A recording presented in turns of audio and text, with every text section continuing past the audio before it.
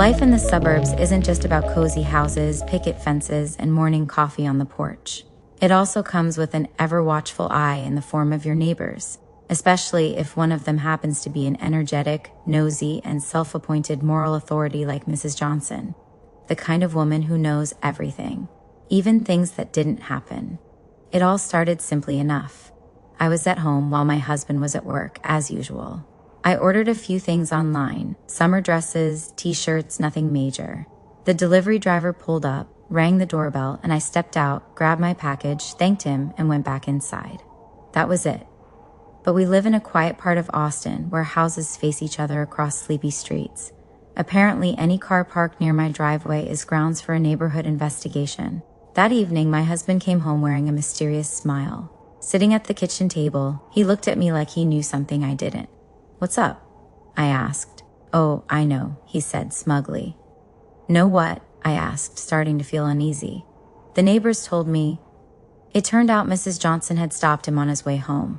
She's an elderly woman with a piercing gaze and a firm belief that her duty is to safeguard the moral fabric of our block. She flagged him down and said, "Do you know what your wife's been up to while you're at work?" "Excuse me?" he asked, confused. "Oh yes," she said. "Men. Coming and going.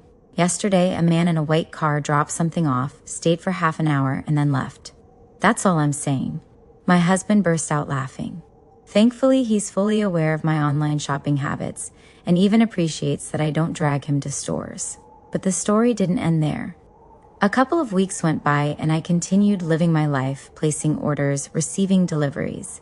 Yet, the air around me grew colder. One neighbor, who used to wave and smile, now avoided eye contact and pressed her lips into a tight line. Another walked past me like I had Scarlet Woman emblazoned across my forehead. The real climax came yesterday.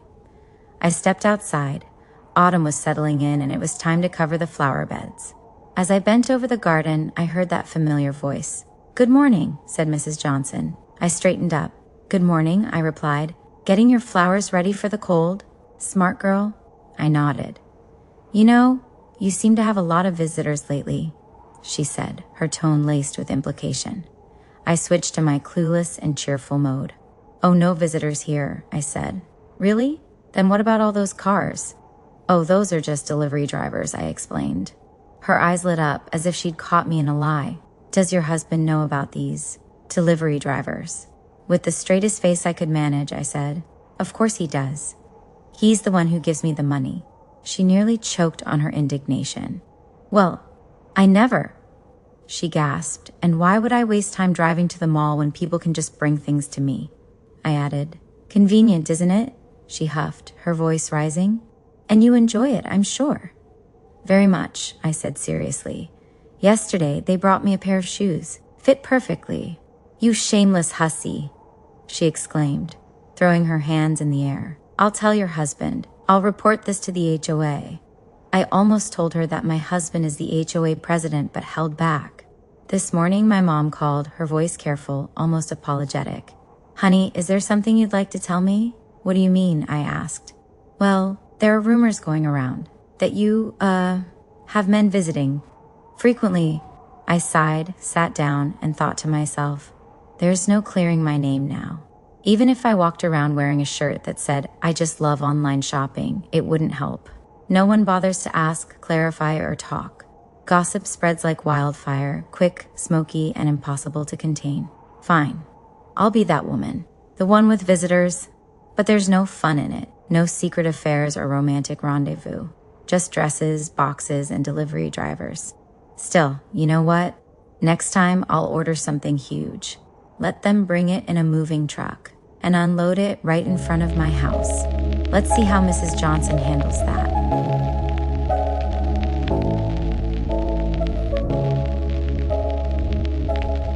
In the fall of 2017, I moved to Chicago. At the time, it felt like everything was just beginning. A new life, new possibilities. As they say, a journey of 1,000 miles starts with a single step. I had a few $100s in my pocket, a good supply of determination, and a heavy sense of weariness from small-town life behind me. The city greeted me with wind and gray skies, but I didn't care. Aesthetics weren't a priority. 3 days after arriving, I landed a job as a low-voltage electrician. Not glamorous work, but solid enough for a fresh start. I stayed in a shared dorm room in an old industrial building. Bare bones but livable. There was a mattress on the floor, a boiling kettle, scribbles on the walls from former tenants, and a fine layer of dust on the windowsill, like it had been waiting for someone new to show up. After a couple of weeks on the job, I realized I needed a laptop to configure equipment on site. One with a working battery, since power wasn't always guaranteed on location. I found a listing on Craigslist, affordable, seemed in good shape. Reached out to the seller, and we agreed to meet near the Logan Square subway station. The guy waiting for me looked about 25. Friendly, backpack slung over one shoulder. He pulled out the laptop, powered it on. Everything seemed to check out. Said he was selling it for his sister, who didn't have time to deal with it herself. Pretty standard story. I handed over the cash, he thanked me, shook my hand, and disappeared into the crowd. That was the last I saw of him. Back at my room, I unpacked the laptop, set the kettle to boil, and powered it up. No password screen. The seller hadn't wiped anything. The browser was still open, tabs filled with social media profiles, messages, and photos. I paused. It felt like I was standing in front of a door to someone else's life. All I had to do was turn the knob, and there'd be no going back. Curiosity won. I told myself it was just a technical sweep, just checking for leftover files. But I knew that was a lie. And that's how I met Kelsey, the laptop's original owner. A young woman, apparently also new to Chicago, originally from Indiana. Lived with a roommate in a tiny apartment, worked odd jobs, took out payday loans, tried to get by. Her messages with her boyfriend were a mess. One day he loved her, the next he screamed at her, then he begged her back. A shaky emotional roller coaster. Arguments, suspicions, crying emojis. It all read like she was running from her own reality. She didn't seem to want a steady job, or maybe didn't know how to get one. Her roommate, Dana, also from Indiana, came off more focused and driven. Not without quirks, but sharper. Dana had a boyfriend named Mike. In their messages, he came across like the perfect guy. Caring, generous, reliable. The photos showed a slim guy with a kind face, always standing next to his well-loved Honda Civic. He drove the girls around, lent them money, gave thoughtful gifts. He believed in love, you could tell. Then came September. The chats between the girls got more personal. They started fantasizing about a better life. Upscale restaurants, expensive clothes, men in suits, talk about making it big. Eventually, a new character popped up, a man in his 40s from Miami. He invited them to a staff training retreat, promised to cover flights, hotel, food, even some leisure time. The word training was clearly a front. Nobody was under any illusions. They discussed it for 5 minutes, flights booked, bags packed. Stories made up for the guys, it's a work thing, we'll be busy, don't worry. Dana hugged Mike goodbye.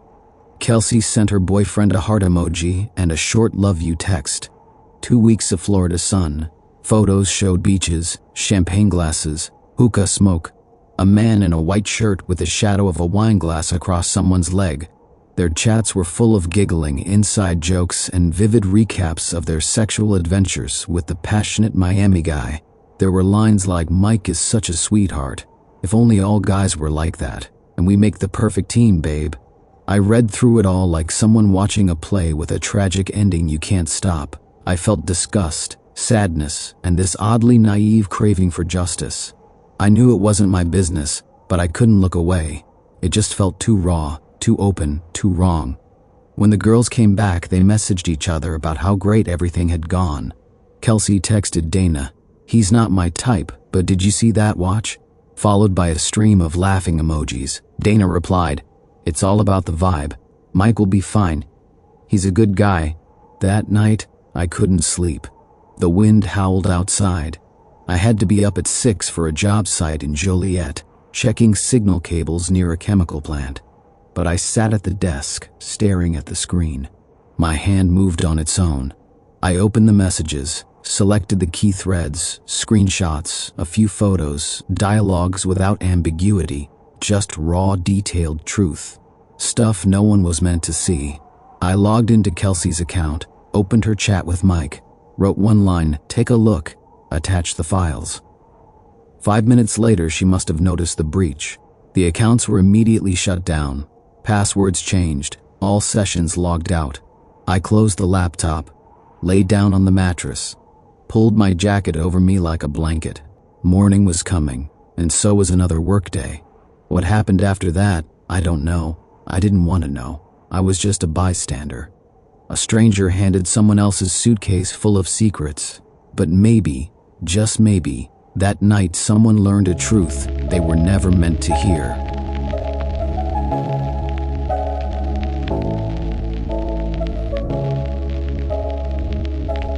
Looks like I've officially joined the Broken Hearts Club. Funny thing is, my heart isn't broken. It doesn't ache, doesn't sting, doesn't twist itself into knots begging to go back or be forgiven.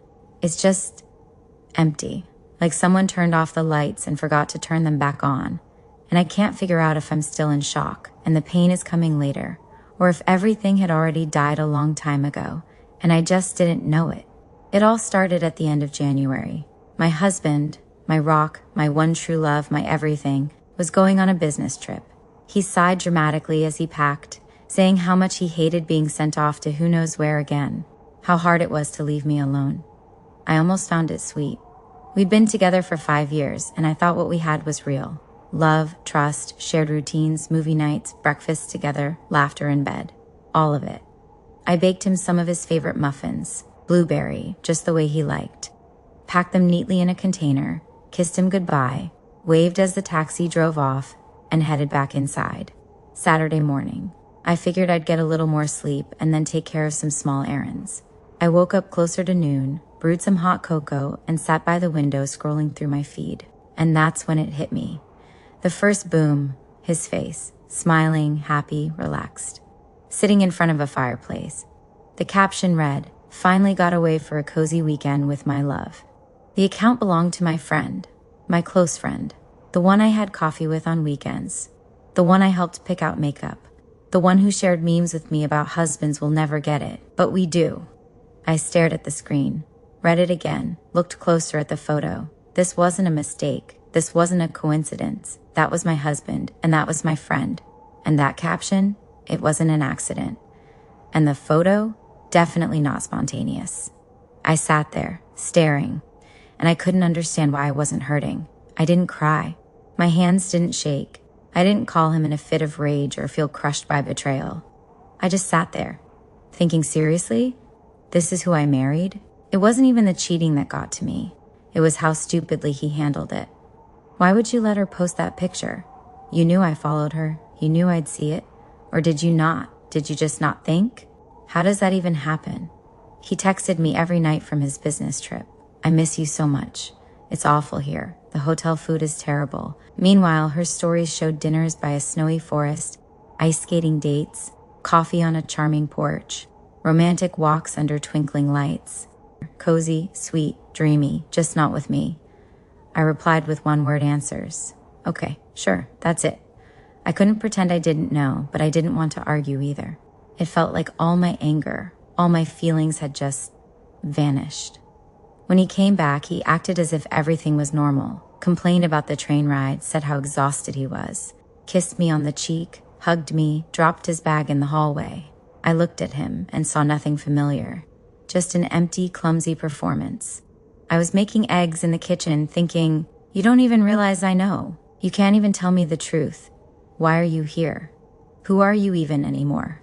A few days later, he brought his mom over, probably hoping for backup. She's sweet, kind, always polite. We never had any issues before. The three of us sat in the kitchen. Wine, snacks, a quiet evening. His mom sighed. What's going on, dear? He says he doesn't recognize you anymore. You were so bright and happy, but now, you're so cold. I put my fork down, looked her straight in the eyes, and said calmly, your son cheated on me, with my friend. And not just cheated, he let her post it online for everyone to see, through her account, and I just sat there, looking at it, unable to believe that the man I loved could be this stupid. She gasped, of course. He started stammering. It's not what you think. It was a misunderstanding. She set me up. I sighed. You can't even lie properly. Why her? Why so openly? Or did you just not care? He stayed silent. And I didn't want anything anymore. No fights, no long talks, no dramatic breakup scenes. I already knew it was over. Inside, it was just empty. A week later, I packed my things and moved out. Found an apartment. On Valentine's Day, I bought myself a kitten, a fluffy orange one with big, curious eyes. I named him Theodore. He still calls. His mom does too. My family is in a frenzy. Even my friend, for some reason, messaged me, claiming it was all a mistake. Everyone's saying, save your marriage, think it through, don't destroy your family. But I didn't destroy anything. It was already destroyed without me. I just walked out of the room where the fire had been burning for who knows how long. And now everyone's looking at me like I'm the one to blame. And you know what's strange? I feel fine, peaceful, for the first time in a long time. I just don't love him anymore. I don't believe him. And I don't feel like explaining myself to anyone. And yes, I'm sharing this anonymously because I don't want to discuss it, don't want judgment. I just needed to say it out loud, even if it's only into the void or the quiet.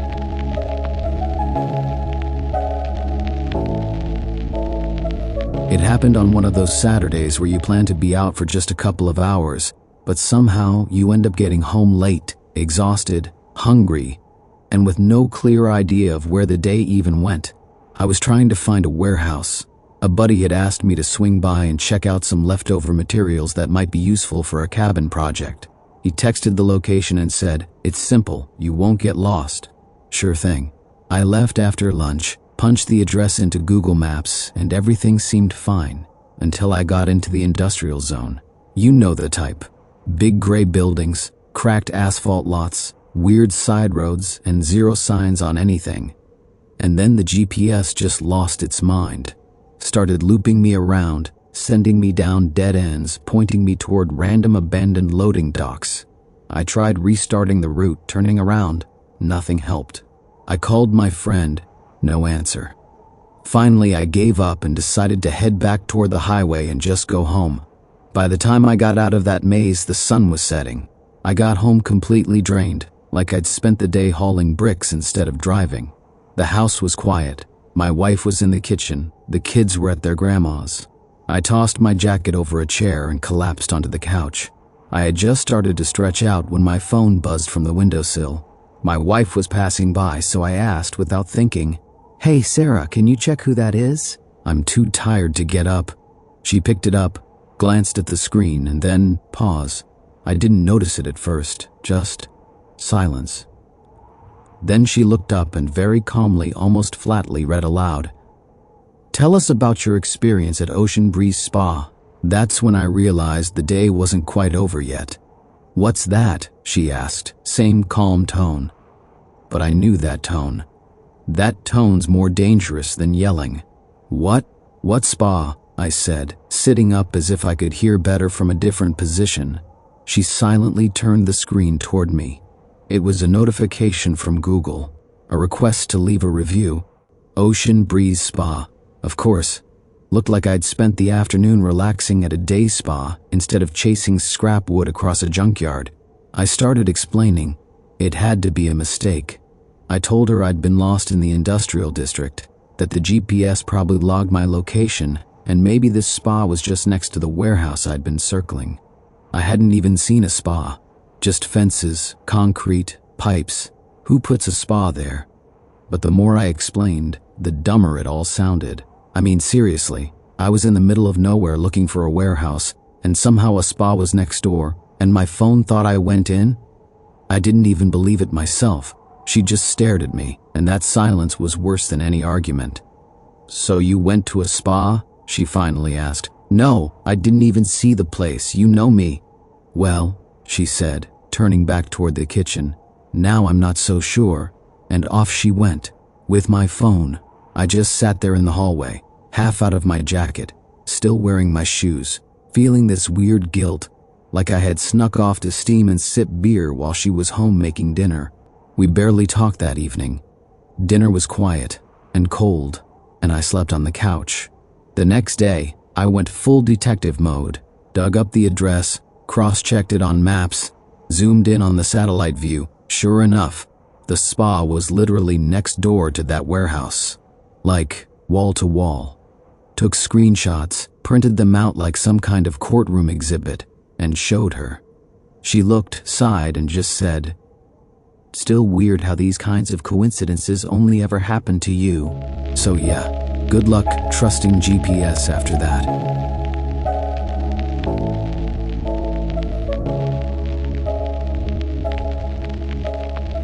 California's sun burned into my shoulders, and the air carried the tang of salt water, the sweet scent of sunscreen, and the distant laughter of beachgoers. A gentle tune played near the infinity pool, something light and tropical, with a pop beat underneath. This was not the kind of resort you stumble upon by accident. 5-star luxury, a seafood buffet, waiters dressed in crisp white uniforms, and pristine cleanliness. A place where you escape not only the daily grind, but yourself. I'd been lounging by the pool for days, sipping cold craft beer and worrying about nothing except not getting sunburned before I had to fly home. It was somewhere between my third and fourth pint when I noticed them by the edge of the water. She was blonde, maybe 35, possibly older. Tall, with a well-maintained figure. Clearly someone who took care of herself. Her face had soft features, very all-American, slightly weary but glowing with happiness. He was lean and tanned, with a short beard and dark sunglasses. His eyes, though obscured, seemed intense. When he looked at her, there was so much tenderness that, even as a lifelong cynic, I felt a pang somewhere inside. They laughed, splashed in the water, and talked in a mix of accented English and something else I couldn't place. She kissed his cheek. He held her by the waist. At some point, I found myself close enough to strike up a conversation, because that's what happens on vacations. "Are you two together?" I asked, without malice or ulterior motives, just out of curiosity. She laughed. "Yes," she said. "We meet here every year, 6 years in a row now." He nodded, adding with an accent, "She is my love, only one, my beloved." I raised an eyebrow and smiled. California's sun, summer, romance, it all fit into a story as cliched as it was warm. "Where do you live?" I asked. "I'm from Michigan," she said. "He lives here in San Diego. He works at the marina, sometimes does boat tours. And me, I don't work? You don't work? Then who pays for all this?" I gestured around at the lavish resort. "It's not cheap, you know?" She looked at me calmly, almost defiantly. "My husband, your husband?" I nearly choked on my beer. "So you're married?" "Yes," she said without hesitation. "I have a son. He's 11. My husband is a good man, hardworking, supportive. We've been together a long time. But," she glanced at the man next to her, "I love him. My Turk." He smiled at her but didn't follow every word. She leaned in and kissed him briefly. I was stunned. A husband, a son, and annual trips to another man across the country? Not for a day or two, but for a whole week, every year for 6 years straight? "Does he know?" I asked finally. "My husband?" She smirked. "No, of course not. He thinks I'm on a girls' trip. Says I deserve it." The Turk watched her with such adoration that it felt as if the world around him disappeared whenever she was near. He couldn't catch all of our conversation, but he understood enough from her tone. He took her hand and pressed it against his chest. She kissed him on the lips.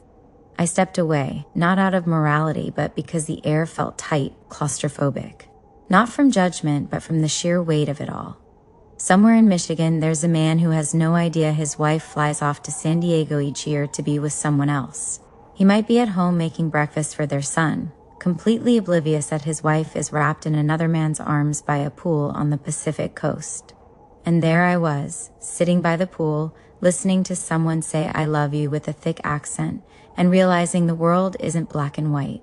It's painted in shades of loyalty, lust, lies, self-deception, and the aching desire to feel alive. Because in her eyes, there was no cruelty, no malice, only longing for something she didn't have at home.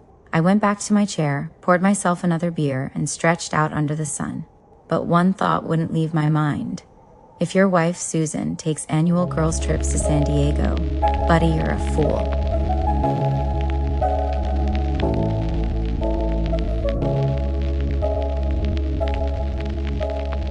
The house smells of cornbread, fried potatoes, and silence. Not the kind that crushes your ears, but the kind where two men, father and grown son, live easily side by side. We talk little, the way men often do, but we understand each other without fuss. No doors slam here anymore. No dishes fly against the walls. No woman's laugh drifts down the hallway. No little feet pound up the stairs. Only an old FM radio in the kitchen murmurs classic country tunes and the morning news from KQRS. That's how an ordinary weekday begins.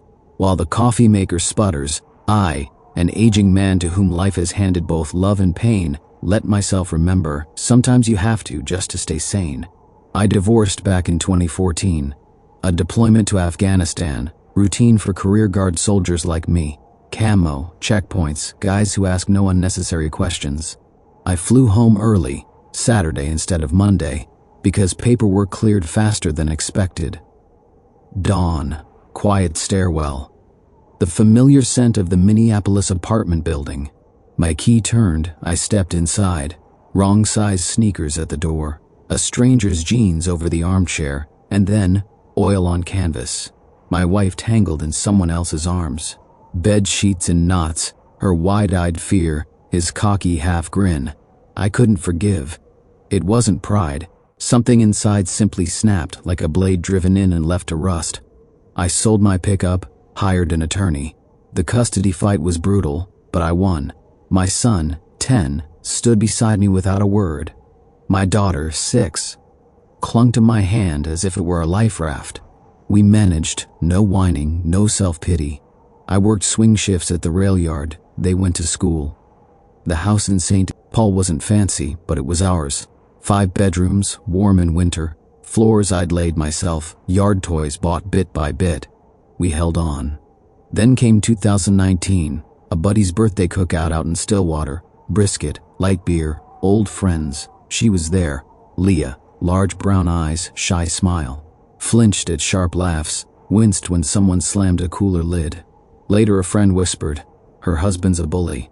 Tracks everything she does, explodes when he drinks, smacks her and the kids. 2 girls, 4 and 11. We texted after that. Nothing heavy, stickers, check-ins, goodnight notes. Half a year passed. Then, could we talk? We sat in my truck outside her duplex. She spoke fast, half whispering, scared the neighbors might hear. I, a man who'd stopped believing in second chances, felt something thaw beneath old winter ice. I asked my kids, now 17 and 12. They traded glances. Dad, if she's kind and her girls are safe with us, bring them. I drove over, alone. Expected a brute. Met a scrawny 5'5" drunk with a cigarette and a sneer. Words failed, fists followed. I'm not proud, yet I'd do the same. We packed Leah's things, buckled her daughters in, headed home. A new life started. Her girls accepted me instantly. Mine were cautious at first, then the 4 blended like cousins at a long reunion. Mornings were a blur. Elementary school, middle school, my son's community college, my graveyard shift. Leah cleaned, cooked, laughed again. Evenings, the big oak table buzzed with voices. It felt unreal, peaceful. We married. 30 days between her divorce decree and our courthouse vows. Nearly a year of calm. Then, it unraveled. Her youngest let it slip. Mom sees the other guy when you're at work. I doubted, then checked. Truth hurts fast. I sent all 4 kids to Valley Fair for the day. Rides, funnel cakes, prepaid wristbands. Then sat across from Leah at the dining table. Quiet, no shouting. Why? She sighed. Everything's fine here, maybe too fine. You don't yell, you don't hit, you barely drink, there's no music blaring. The house feels like a clinic. With him, it's crazy, alive. He swears he's changed, won't lay a hand on me again. And well, the sex is wild. The floor seemed to tilt. Anger never flared, only emptiness. I grabbed a duffel, drove 3 nights on overtime, slept in the crew cab. Came back, she was gone. House key hooked neatly on the dog's leash. Goodbye. 3 days later, she returned for a box from the closet. Stood in the doorway, hair covering her face. I saw the bruise.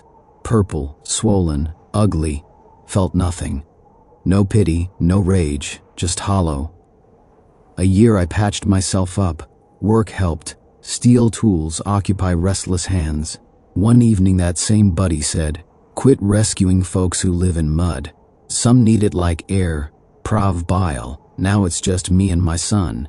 He's 21, works IT, lifts weights. My daughter married last fall, moved to Denver. Her husband's a vascular surgeon. They're fine. Nights my boy and I sit quietly, sometimes chess, sometimes ribs on the smoker. He laughs when I crash at 9, I grumble when he stumbles in at midnight, and the house is silent. True silence, the kind that says, it's over, keep walking. You made it, you're alive."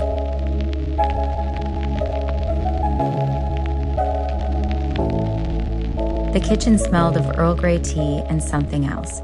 Age, maybe. My parents' house always smelled the same. A little dusty, a little like lavender, a little like the crackle of dried flowers in a vase long forgotten. I'm 33 with my own marriage, my own habits, and my own sense of humor. One my husband doesn't always get, though we managed to laugh together anyway.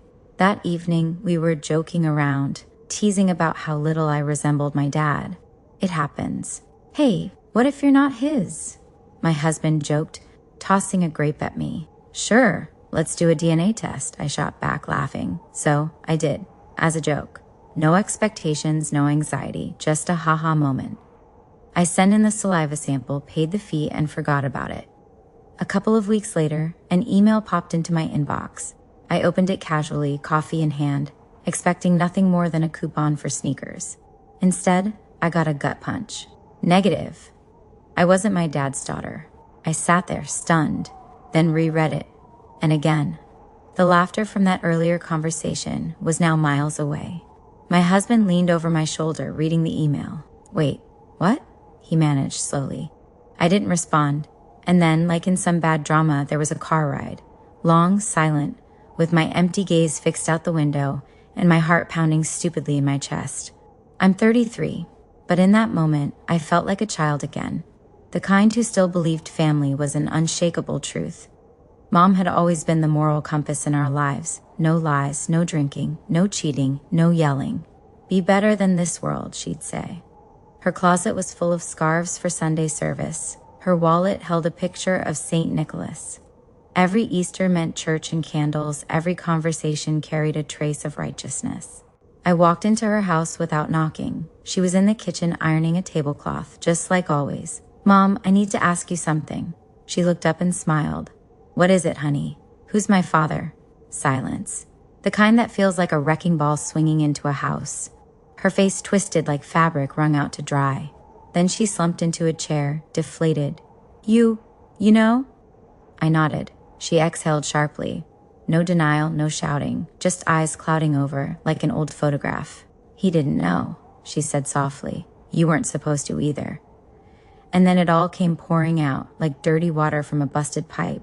Words I'd never unhear. My father wasn't my father. My brother wasn't from the same man as me. There had been another, a third, who fathered a baby that didn't survive infancy. Mom had lived how she could, or how she wanted, or maybe how the circumstances allowed. It didn't matter anymore. Every man was temporary, every one a story. But my dad, the man who raised me, loved me, took me fishing, fixed my bike, and cried at my wedding. He either didn't know or chose to stay anyway. "I thought it would never come out," she whispered. I was scared. I spent my life trying to make up for it. Going to church, fasting, praying, like it could cleanse it all. I looked at her and didn't know who she was. The woman I'd called Mom now felt like a stranger. What about Dad? Did he know?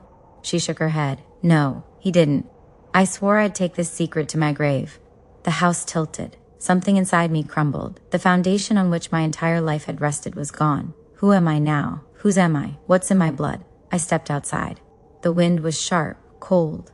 One thought hammered in my head. How do I live with this? In the car, my husband was silent. I wanted to tell him that I wasn't the person he thought I was, that everything was different now. But he just took my hand, firmly, steadily, without words. Days passed, then weeks. I haven't forgiven her yet. I'm not even sure if I want to. I don't know what to do with the woman I called Mom, who built her life on a lie. I don't know if I should tell Dad. Probably not. Sometimes the truth is poison. But I do know one thing. I'm not the product of her sins. I'm me. I grew up, I loved, I learned, I failed, I fought, and I stood back up. I'm a person, messy, vulnerable, strong. And whatever flows in my veins doesn't change how I've lived my life. You can live with a broken foundation.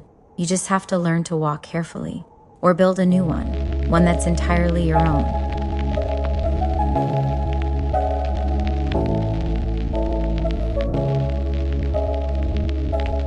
I guess it's my turn to share my story, just because keeping all of this inside has become unbearable. People will judge, throw words at me, tell me I should have minded my own business. Honestly, I don't care anymore. After everything I've been through, mentally, emotionally, and just in reality, there's not much left to lose. I had a sister, older than me. Her name was Amanda. Until recently, she was the only person in my family I could call truly close. Amanda had 2 little kids. Logan was barely a year old back then, and Emma was just over 2. Her husband, Mike, was a decent guy. Quiet, reliable, hardworking. Not some superhero, but a family man. He worked long shifts at a warehouse, tried to save up, always fixing something in their small house. Amanda, though, she always wanted more. A bigger car, nicer clothes, vacations, a brand new kitchen, normal dreams, I guess. Except her expectations never quite matched reality. It all started with her endless complaints. Mike doesn't earn enough. We're living like poor people. I'm stuck at home with the kids and no one helps. She drilled it into Mike's head so deeply that he signed up to deploy overseas as a private contractor. He wasn't military, but he could work security on bases and earn nearly triple his salary. She told him it would only be for a year, enough to buy a decent car, renovate the kitchen, set up savings for the kids, and finally live the life she wanted. I was completely against it, but no one asked me. No one in our family ever really listened to me anyway, so he left. Promised he'd be back soon. Promised it was temporary. At first, everything was fine. Amanda held up okay. My parents pitched in with groceries and watched the kids every now and then, but soon they got tired of it. We're too old for this, they said. It's your life, your kids. We raised ours. So they backed off, and Amanda was left alone with 2 babies. One still in diapers, the other just starting preschool. I stepped up. Nights after work, weekends, whatever I could do. I had my own life too. A full-time job, my boyfriend, my own bills, but she was my sister. Back then, anyway. Then Amanda started changing. Her calls turned darker. I wonder how much life insurance pays if he doesn't come back, she asked me once, her voice completely flat. Maybe it would be easier with the kids that way. At least we'd have money. I thought she was having a breakdown. Sleep deprivation, depression. But then I realized, no, she was seeing it as a transaction. Soon her loneliness turned into something else, restlessness. She started complaining about how boring her life was. My 20s are slipping away, she'd whine. I suggested, put Emma in daycare a couple days a week, get a part-time job, meet people, feel useful. She snapped, what? You want me to work at Starbucks? That's humiliating. I already sacrificed my body having these kids. Now I'm supposed to sacrifice my pride too.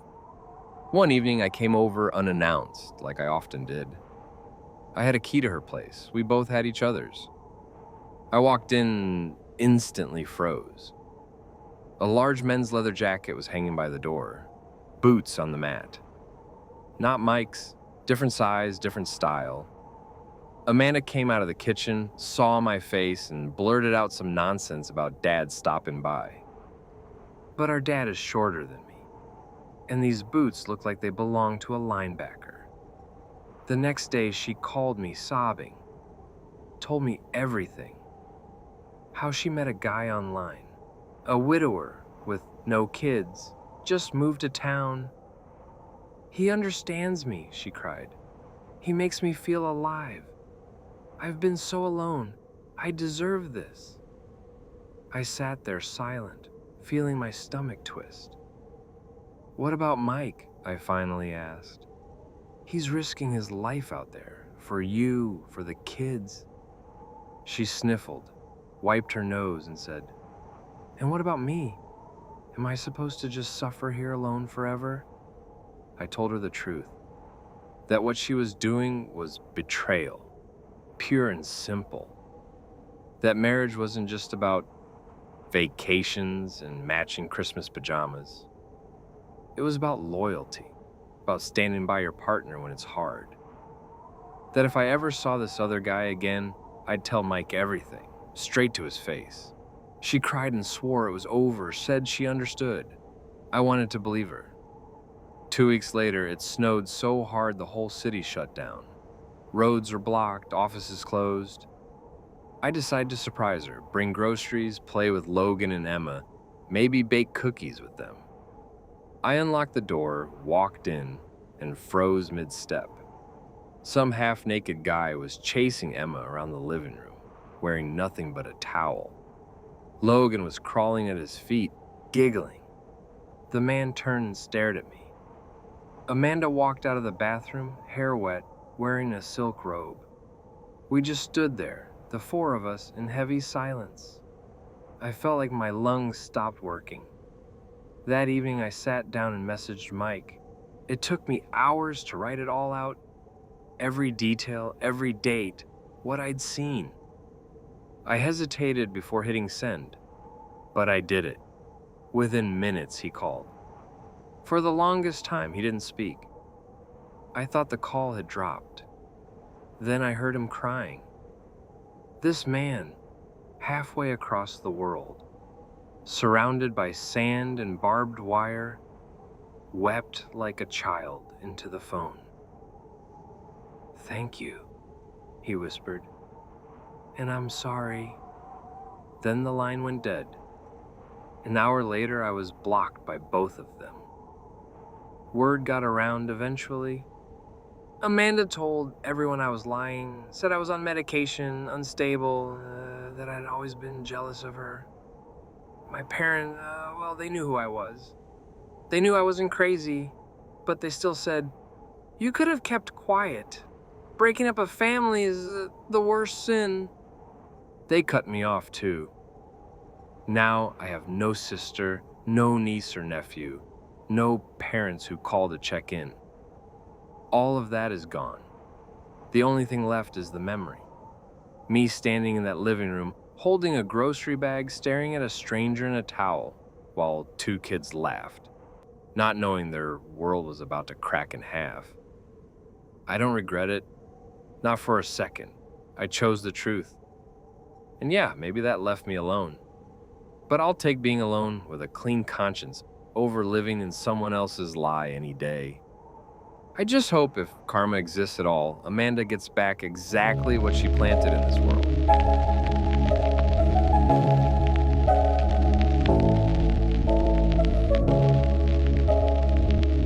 I was 48 and thought I had built a quiet, good life for myself. 2 grown kids, both done with high school and living on their own.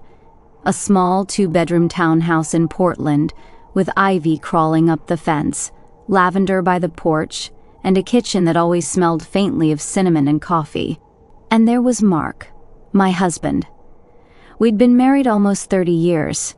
Every morning I woke up before sunrise, brewed coffee in the old Mr. Coffee machine, packed Mark's lunch, turkey sandwiches with cheddar and an apple, and sent him off to work with a kiss on his cheek.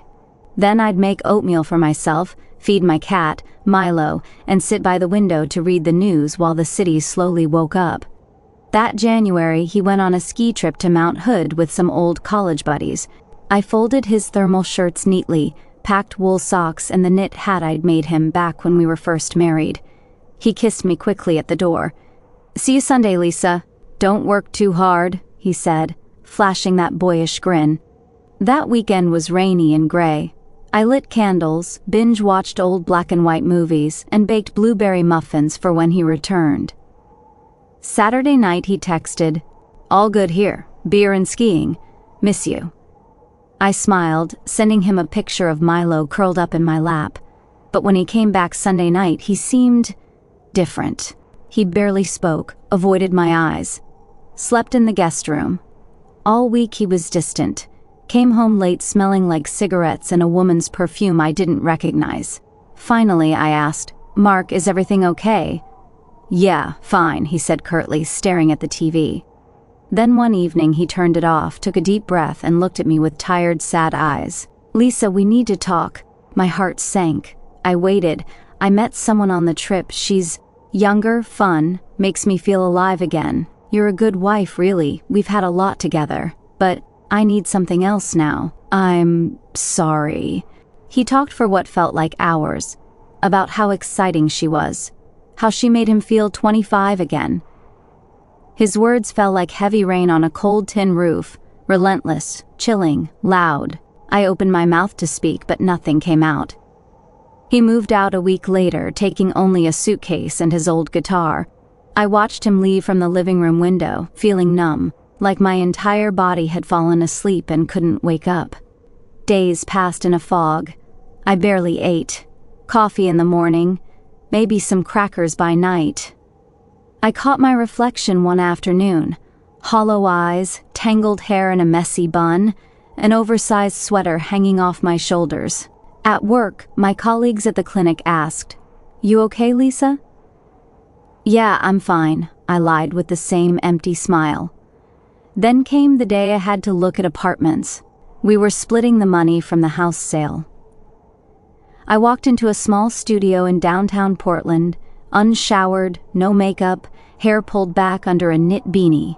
The real estate agent, a young woman named Brooke with a sleek ponytail and stylish boots, looked me up and down gently. "Divorce?" she asked softly. I nodded, and before I knew it, I was sobbing uncontrollably on her faux leather office chair. I hadn't cried like that in months. She handed me a tissue, waited for me to catch my breath, and said, "You're stronger than you think, Lisa." Afterwards, she took me for coffee at a tiny cafe that smelled like roasted beans and cinnamon rolls. She told me about her own life, her heartbreaks, her dreams. For the first time in almost a year, I felt something lift inside me. Weeks passed. I bought the studio apartment, painted the walls a warm sage green, hung up white linen curtains, bought myself a new pair of sneakers, ordered a second-hand bike from Craigslist, something I'd always wanted but never let myself buy. I wrote out a list in a spiral notebook, things I'd always wanted to do but never did. Take a pottery class, drive the Pacific Coast Highway alone, learn to make sourdough bread, join a book club. December came. One chilly evening, someone knocked on my door. I opened it to find Mark standing there, holding a cheap bouquet of gas station roses and a box of Whitman's chocolates. "Lisa, I made a mistake. She's too much for me. I miss the quiet life with you. Can I come home?" I looked at him for a long moment, his shoulders slumped, his hair thinner than I remembered.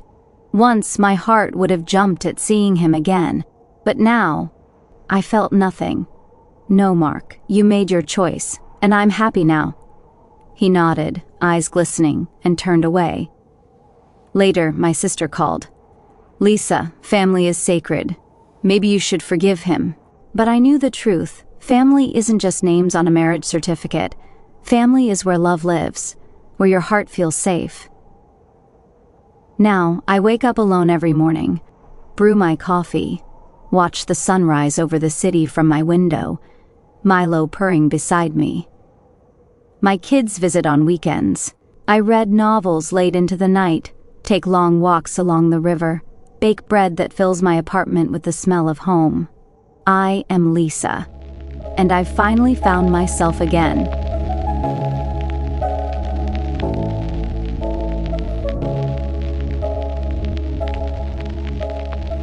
I was 21, barely out of college, still caught between daydreams and deadlines, a tender thing, all heart and hope. Love, especially love at first sight, was my personal myth, a story I kept telling myself. It was a Saturday night, one of those last-minute house parties, thrown together with mismatched wine glasses and fairy lights taped to the ceiling. The apartment smelled of cinnamon candles and leftover pizza. I came straight from a bookstore shift, still in my pale pink sweater, a little frayed at the sleeves, and boots that belonged to someone else 2 sizes ago. I hadn't planned to stay long. That was before I saw him. Daniel. He had that kind of face that made the noise in the room fade. Tall, tousled dark hair, eyes with stories behind them, and a grin like he already knew mine. He was sitting on the windowsill with a half-empty beer, lazily spinning a coin between his fingers. When our eyes met, I swear something shifted in the air, like a needle finding its groove. We talked in the kitchen, where someone had spilled wine on the counter, and no one cared. The fridge hummed. He asked about my favourite books, and actually listened. I told him I hated olives, and he picked them off his slice and handed it to me without breaking eye contact. We shared childhood stories like secrets, laughed until our cheeks hurt. By the time the night faded into dawn, and my phone buzzed with a forgotten alarm, I had a new contact in my phone and butterflies in my stomach that wouldn't quiet down. The next day, he texted, "Still thinking about your laugh." And just like that, it began. Texts turned into voice notes into late-night calls into tangled limbs and shared morning coffee. With Daniel, the days blurred into a dream of closeness, instant, magnetic, terrifying in how easy it all was. It felt like I'd walked into the middle of a movie I never wanted to end. November arrived with early snow and a soft ache of anticipation. By then, Daniel had melted into every corner of my life. My phone felt empty when he wasn't on it. My coat smelled like his cologne. Our routines overlapped so seamlessly that it felt like we'd known each other forever. We took weekend walks to nowhere, just moving, just talking. He once kissed me under the bare branches of a maple tree in the park, while a dog barked in the distance and an old man played harmonica off-key nearby. I told him about my childhood dream of owning a bookstore in the mountains. He said he'd build it with me. By the end of the month, he invited me to join his friends on a ski trip. I wasn't a skier, barely a snowwalker, but I said yes, without hesitation. It felt like stepping deeper into a fairy tale. We drove through winding roads, music on shuffle, his hand resting on my knee as we sang along to The Killers and laughed about nothing. His friends welcomed me with easy smiles and mugs of spiced cider. We shared a tiny cabin that smelled of pine and wet wool. At night, under layers of flannel and thick blankets, he whispered things like, "You're the calm I didn't know I needed." I remember tracing the freckles on his shoulder, wondering how it was possible to feel so much and still hold it all inside. The 5th of January, we returned home, all flushed cheeks and tired limbs, and I was floating. The next morning, he flew out for a work retreat in Egypt. Corporate team building, desert tours, generic hotel breakfasts.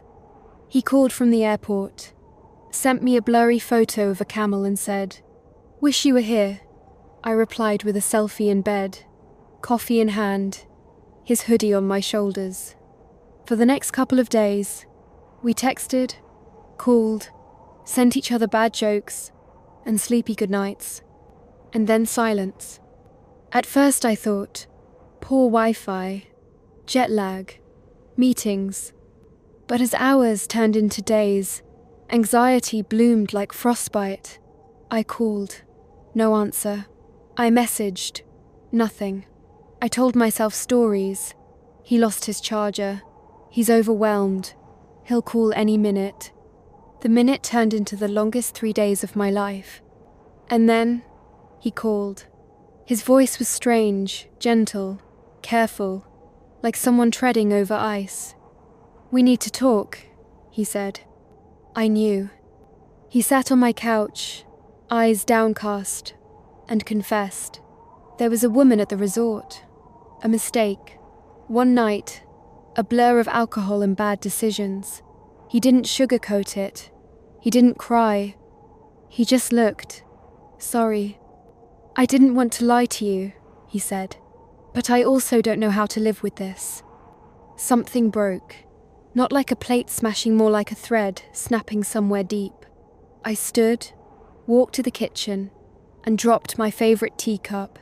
It shattered. So did I. He left, and I began to unravel.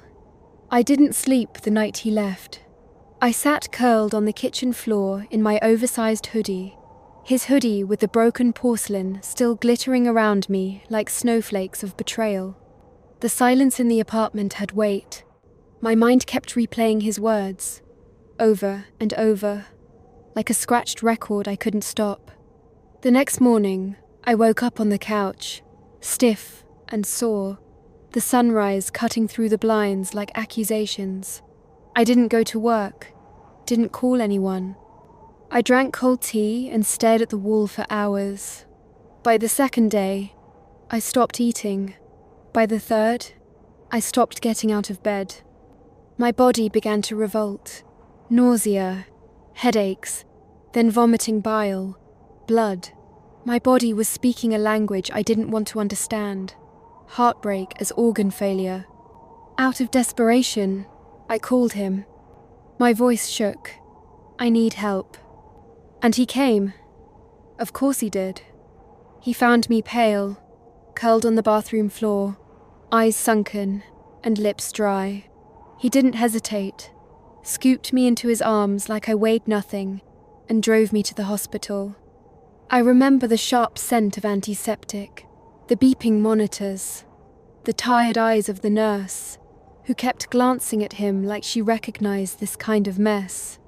Diagnosis: acute stress, liver inflammation, dehydration. My heartbreak had a medical record.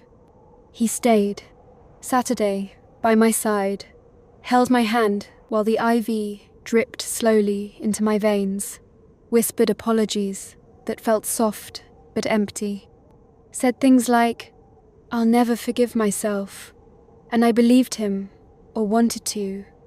Some broken part of me still craved his closeness, still dreamed of a version of us that hadn't splintered in some Egyptian hotel room. So when he asked, weeks later, if we could try again, start over, I said yes. He brought flowers, made pancakes, left notes on my mirror, and I let myself believe that maybe people do change, that maybe love could heal this. But I never stopped checking his phone when he wasn't looking. The beginning of our new beginning felt like a costume party, where I couldn't take the mask off. Daniel tried, he really did. He sent me playlists titled For Us, left little notes in my coat pockets that said, "You're my always." Sometimes he'd just hold me without speaking, as if touch could erase memory. But memory has sharp edges. I started noticing things. The way he angled his phone away from me when texting. The sudden switch in tone when I walked into the room during his calls.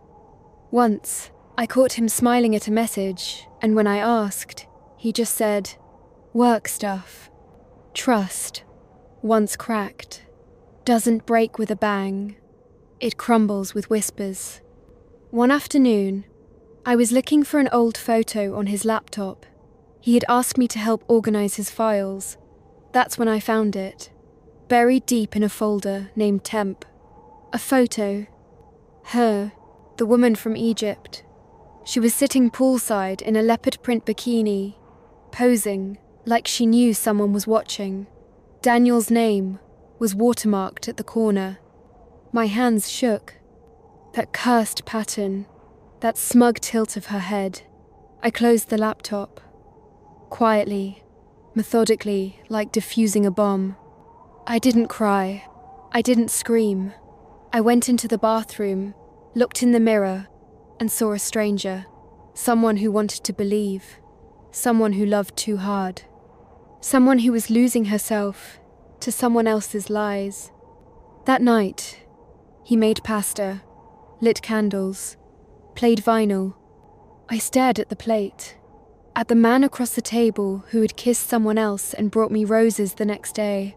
I wanted to ask, "Do you think I'm stupid?"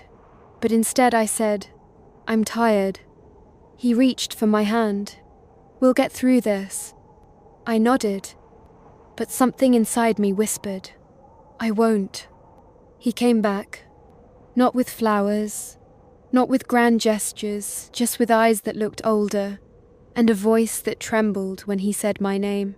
He told me he couldn't stop thinking about me, that Egypt was the biggest mistake of his life, that he wanted to fix what he broke. I was still hollowed out when he said, "Let's start over." And I said yes. We tried. We tried so hard. We went back to the coffee shops we once loved, watched old movies with the lights off, bought groceries like a couple again. He left me notes in my coat pockets. I tried to smile when I read them. Then came the proposal. In a quiet restaurant, during a rainstorm, he got down on one knee. The other couples clapped. I nodded yes. It felt like watching someone else move my mouth. Everyone said we were perfect. Friends cried. My mother bought bridal magazines. But at night, when I lay next to him, I couldn't breathe right. The weight of what happened pressed down on my ribs. I saw her face, imagined it, imagined him with her. The leopard skin blur of betrayal. One afternoon, I was using his laptop to check our honeymoon flights and found the photo.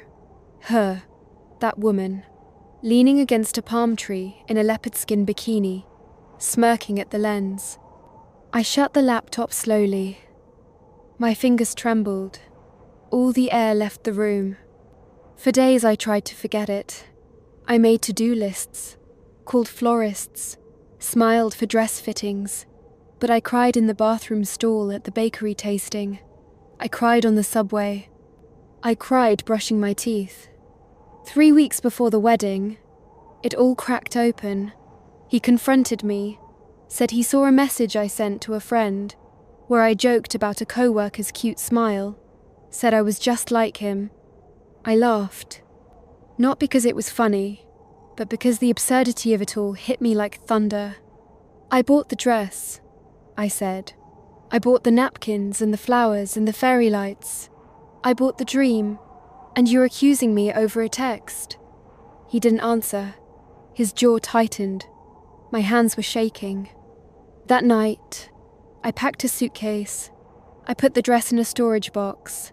I deleted the Pinterest board. And I did one last thing. I bought a leopard skin bikini. 2 days later, I boarded a flight to Egypt.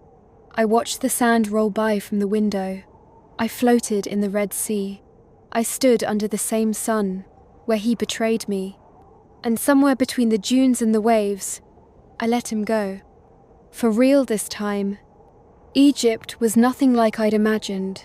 Not from his photos, not from the stories. It was hotter, drier, more alive.